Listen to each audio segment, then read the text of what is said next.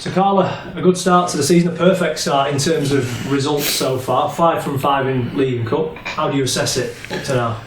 Yeah, for us, very good. Over the last few years, we've started pretty slow and not got the points on the board. So to have 5 from 5, even though some of them were cup games against good opposition as well. We've had some 5 tough games. Certainly.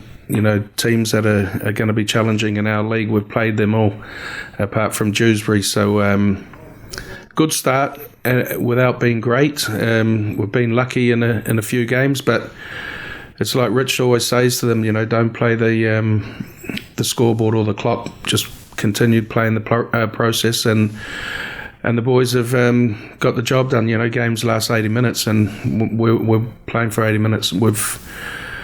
We're not too happy with our starts and games, but hopefully as the season goes on, we'll get better at them. Certainly value for money, though. Everybody who's been here for the home games has been tries late on. Dons have come from behind in more often than not anyway. And for example, Tom's try the other week against Workings, and that probably sums the start to the season up, doesn't it? Yeah, and like I said, when you have days like that and performances like that, and everyone in the crowd was off their feet, when Tom picked that ball up. I don't know how we can't fill this place, when you get the atmosphere like that. It was fantastic, and just hopefully we can continue to build like that and get more people through the turnstiles. And we're excited. We're an exciting team to watch. We start slow, but there's drama at the end. So at the end of the day, I'll take a 2-point winner all year if we can get that. But it's all about winning. You mentioned that performances maybe haven't reached the levels that you're looking for just yet, but I think I spoke to Rich the other week and he said that the teams you've come up against all tipped to be right up there. All have probably been at their best when they've come up against the Dons as well, and the Dons have still managed to grind out that result one way or another. Yeah, and a real important aspect as well is we're keeping all the players happy because they're all playing. With the League Cup, we can shuffle it about.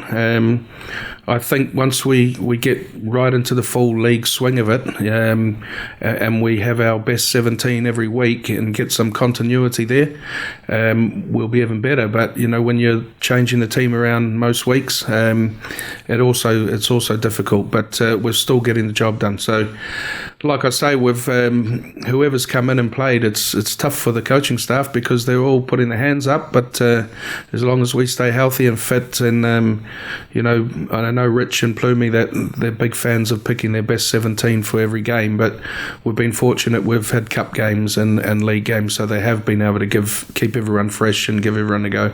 It's a weekend off this weekend. Does it come at a good time? Do you feel a good time to sort of reset, have a look at what's gone off so far in the campaign? Because a couple of players carrying little knocks. I know Burnsy went off at the weekend, Brad Knowles the week before. Does this break just allow everybody to sort of rest up a little bit and get ready for London Broncos in the Cup in a couple of weeks' time? It does. The pressure valve's off for a little bit, and then we have, like you say, we have the weekend off, and then we have a cup game against London. So we can go down there and just play. No pressure on us in that game. We'll just go and play, and then we're into the league campaign, and we've got some real big games coming up in the league there, which we know about. In terms of the Cup, it's London Broncos away first and foremost, and then potentially Dewsbury or Widnes. What do you make to the draw in terms of taking on the Broncos? Because it won't be at their home ground, but it's a chance to test yourselves again against Championship opposition as you did before the season started. Yeah, and again, we're just looking at it as another tough hit out for us. The level we've been playing is good for us, but it's a step up. They're a good side. They've got some good international PNG boys there that we know about, and we're looking forward to going down there and just playing. We can go down there, play with some freedom. There's no real pressure on the boys. Just the boys who play, they all know what they're playing for. They're all playing for a place in this team, a starting place in the team for the following week in the league campaign. So, it's it'll be a challenge. It'll be a tough challenge for us. London are a good side, but we'll go down there, like I say, and we'll give it our best shot.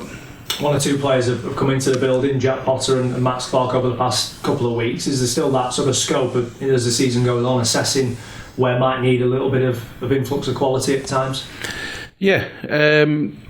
we've got options. We've got plenty of options. I keep saying, we've got budget available, and we are speaking to clubs and looking at players. But at the moment, we're quite fit, and those two boys came in, done a job for us. And they're back, or Jack is back now with Hull KR.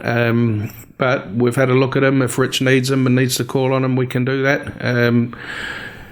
Whether we look at when it's a league game, if we have where we're injured, and we'll just look around what's available. But we've got budget to bring players in, and with these dual reg and all that, if I'm pretty sure, like anything in the game, if you're able to offer a few quid, then you're a big chance of getting the player that you want to bring in. Well, not to say we're not still looking to bring quality into the side if it comes available, and we can do that, we'll do it.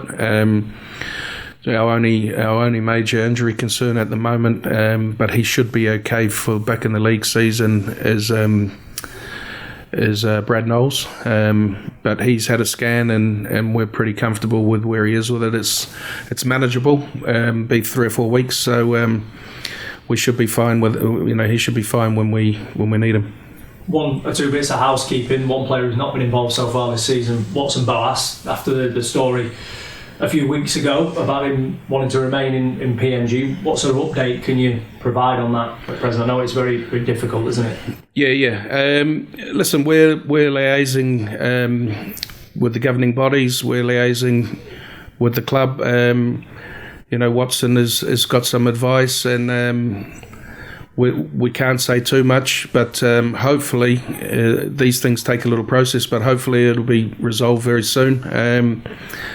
We've done everything, right, what we have to do, and we've gone through the right channels, and we've spoke with his legal team, and we've spoke with the governing bodies all around the world. So we'll see what happens there. And then we'll hopefully we can all move on from whatever comes of it. But I've always said we're no drama with welcoming back here at the club. But we'll just see where we go with that. Just finally, Luke Gale reaches 350 career appearances for himself. I know you're very close to Gale off the pitch. He's had his time with the Dons, of course, a few years back now. What would you like to say about him in terms of the career he's had and still going at Championship level? Luke Gale is an absolutely a great lad. Very, very professional. Works really hard. Deserves everything he gets. He come to this club as a young man, and he won us promotion. He was in the promotion winning team, and we had some good fun with him down here. He was him and Luke Burgess and the likes.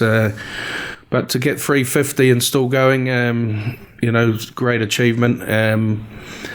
And we appreciated the time. We appreciated the time he played for us, and we were grateful to have a player like Luke Gale. And would like to think we contributed a little bit to him kicking on.